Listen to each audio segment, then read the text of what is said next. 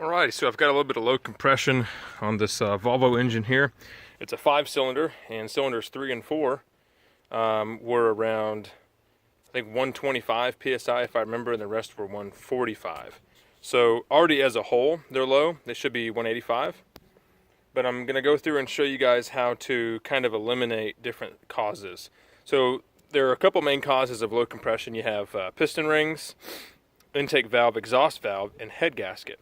And those are your main issues. So the fact that our low cylinders are side by side would maybe lean you towards a head gasket.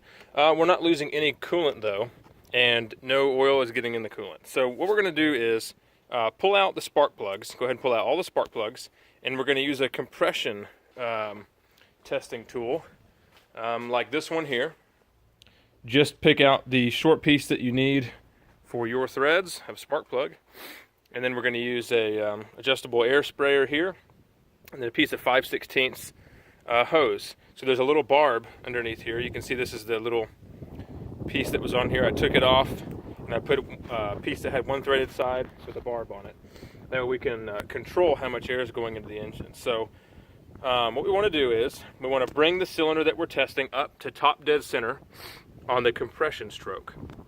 So the way you're going to do that is either use your manual to set it where it's at, or you can use a rod like this, put it down in the hole in the engine, and then turn the crank. This one's a 30 millimeter. Turn the crank until the rod goes all the way up to its peak, and then you can try to put some air in it. If the air just goes in and comes out one of the other cylinders, you're clearly on the exhaust stroke. So you're gonna have to play with it a little bit.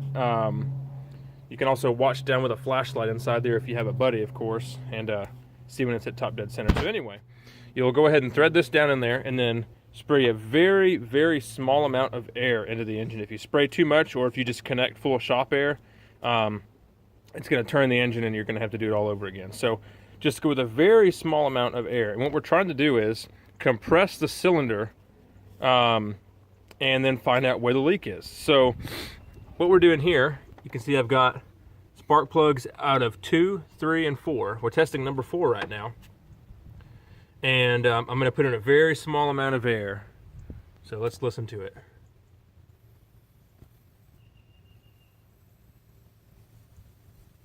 All right, so you can hear the air going in, and it's just filling and filling and filling. And what should happen on an engine with good compression is this should turn over. You should see the cams turn because you built up enough compression. So we can sit here, I've already tested with this air, and put in a small amount, and it will not build enough to turn the engine over. So at this point, what you could do is get a glove or a rag or something and put it in the cylinder adjacent to the one you're testing that also has low compression, which would be this one, has about the same compression, and see if you get air coming out of it. If so, then it's pretty confident that you have a head gasket leak between these two cylinders. In this instance, that's not the case. So what you would do next is pull off a vacuum line or something in the intake, and pull that off, and then do the same thing. Do the glove test or listen to it and see if you can hear any air coming out of it. So let me put some more air in so you can hear it. Hear the air going in, but there's nothing coming out of the intake. So what that does is it helps us rule out a bad or burnt intake valve. The next step that we're going to do is do it back at the exhaust. Now, unfortunately, I don't have someone to help me, so I can't just go back there and listen. What I'm going to do is I'm going to take a glove, and I'm going to duct tape it around the tailpipe. It's a turbo car, so it makes it a little bit more difficult. But what we'll do is just tape it around the tailpipe there, since I can't sit back there and listen with the air on, and we'll see if the glove starts to inflate. Because if we have constant air coming in, but not enough to turn the cylinder, it should be leaking out the exhaust valve if it's burnt or bad. Sorry, my air compressor kicked on there. So we've got air flowing through here into this cylinder. It's pretty constant. So if the exhaust valve is burnt or bad, this glove should be inflating. And it is not doing anything at all. So I'm pretty confident that we do not have a bad exhaust valve. With as much air as is going into there, we'd be having something coming out there at the back. So the next thing that we're gonna do, there's two more places, well there's only one more place the air could be leaking, and that's through the piston rings. So then we can take off the filler cap with the dipstick and listen in there. So it didn't really get a whole lot louder, but I can definitely feel air coming out of here. So we can pretty much say that our loss of compression is going to be almost definitely due to piston rings. It could also be a hole in the piston, which in this case I don't think it is, because if I put too much air in here, if I put any more flow in that's going in now, the engine would turn over. So I'm pretty confident there's not a hole in the piston, but our piston rings are worn out.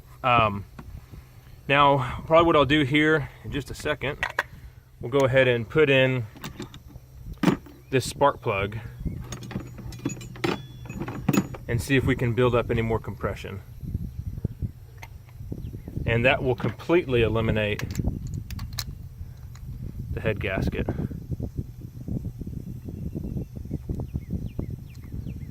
Because this is the only other cylinder that was a little bit low. So, turn this in there. And if we build up any more pressure,